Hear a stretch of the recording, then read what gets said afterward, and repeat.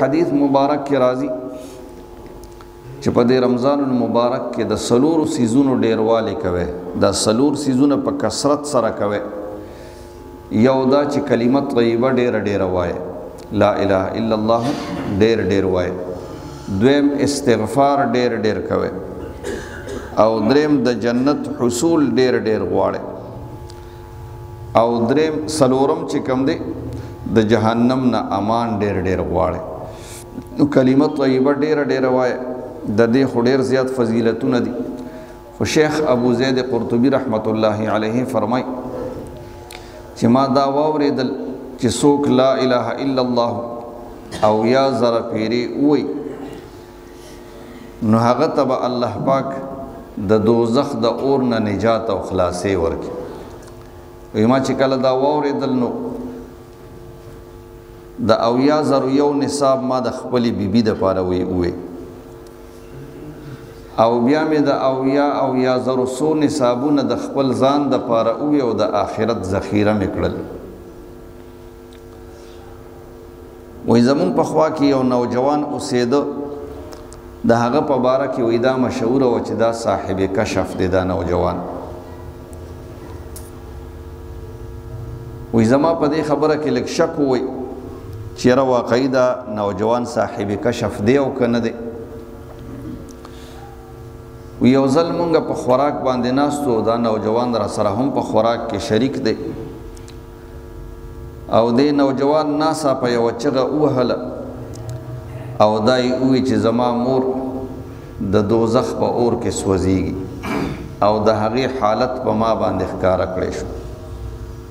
وی د ده دا سا په سلګو شو، دی ډېر زیات پریشانه شو. وی ما چې د ده دا پریشانی ولیدله، شیخ ابو زید قرطبی رحمت الله علیه فرمای نو زما په زړه کې دا خیال راغی چې یاره ما د اویا زرو څو نصابونه د خپل ځان دپاره ویلي دي، نو په دې کې به یو نصاب د ده د مور ته وبخم، نو په دې باندې به ما ته د ده پته هم ولګي چې واقعي دا نوجوان صاحب کشف دی او که نه دی. نو ما په خپل زړه کې یو نصاب د ده مور ته وبخو. وی د دې نه صرف الله خبرو ما په زړه کې دا نصاب بخلی و، د چا په مخ کې مې څه نه وویلې، صرف الله ته خبرو په زړه کې مې وبخو. او د نوجوان فوراً ووی چې کاکاجي زما مور د جهنم د عذاب نه لرې کړې شوه. سبحان الله، چې زما مور د جهنم د عذاب نه لرې کړې شوه. نو ما ته د دې نه دوه خبرې معلومې شوې او دوه فایدې راته وشوې. امام قرطبي رحمت الله علیه فرمای چې یو خو راته دا پته ولګېده چې واقعي اویا زره پیرې څوک لا اله الا الله ووایي نو د جهنم د اور نه به الله پاک دته نجات او خلاصې ورکوي. یوه او دویمه راته دا خبره معلومه شوه چې واقعي دا نوجوان چې کوم دی دا صاحب کشف دی،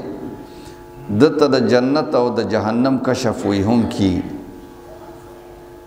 دا په ده پسې مشهوره وه چې دته د جنت او جهنم کشف هم کیږي. نو دا هم راته پته ولګېده چې واقعي دا نوجوان چې کوم دی صاحب کشف دی او دته کشف کی.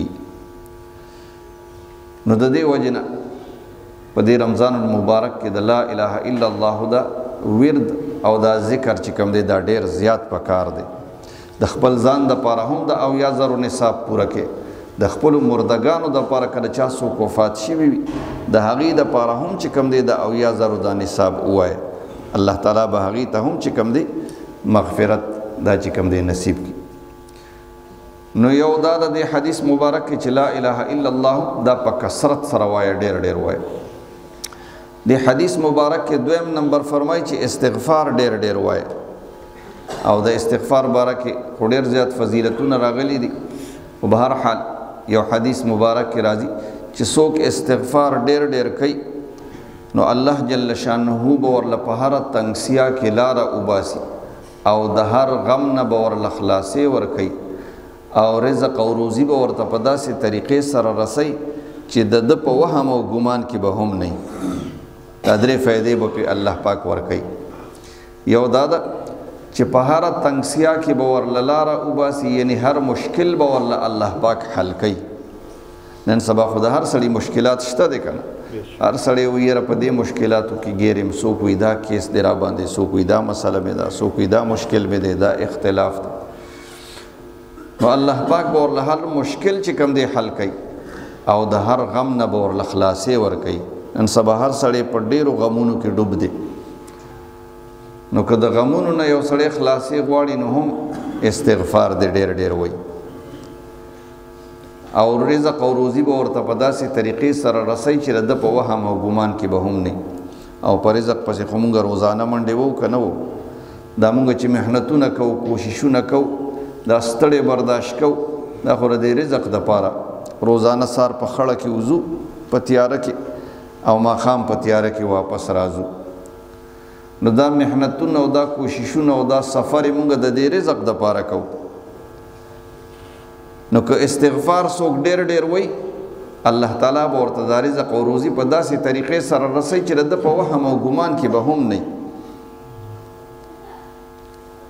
نو استغفار د حدیث مبارک کې راځي چې استغفار ډېر ډېر کوي او دریم نمبر کې د جنت حصول چې کوم دی ډېر ډېر کوي یعنی جنت د الله پاک نه ډېر ډېر غواړي د جنت د حاصلولو دپاره نیک اعمال هم ډېر کوي د جنت د حاصلولو دپاره چې کوم دی دعاګانې هم ډېرې غواړي چې الله پاک جنت راته راکړي زما عمل خو د جنت د تلو قابل نه دی چې زه په خپل عمل سره جنت ته لاړ شم خو الله پاک په خپل فضل سره ما جنت ته بوځي ځکه چې زموږ عملونه خو کمزوري دي د الله پاک نه غواړه په عاجزۍ سره چې الله پاک زه خو ډېر زیات کمزور یم په هر لحاظ سره او د عمل په لحاظ سره خو بالکل کمزور یم خو الله پاک په خپل فضل سره مې جنت ته بوځي او د جهنم نه امان پکې ډېر ډېر وی غواړي د هغې دپاره هم چې کوم دی سړی نیک اعمال هم کوي او د الله پاک نه دعاګانې هم غواړي چې الله پاک زما عملونه خو ټول د جهنم د تلو قابل دي ما کې خو ډېرې کمزورۍ دي زما خو ډېر ګناهونه دي د ګناهونو پیټې مې په سر کړي دي زه خو د جهنم د تلو قابل یم خو الله پاکه په ما باندې خپل فضل وکړه خپل رحم را باندې وکړه په خپل فضل سره ما د جهنم د اور نه بچ کړه او د جهنم د تلو نه مې بچ کړه دا دعاګانې ډېرې ډېرې غوښتل حدیث مبارک کې د دې څلورو څیزونو د ډېرو ډېرو غوښتو او د ډېرو ډېرو کولو چې کوم دی دا ترغیب راغلی دی چې که مونږ په دې رمضان المبارک کې دا ډېر ډېر وکړه انشاءالله الله تعالی به په دې باندې مونږ ته مغفرت تامه کامله چې کوم دی دا رانصیب کړي دنیا به مو هم ښایسته وي او آخرت به مو هم ښایسته شي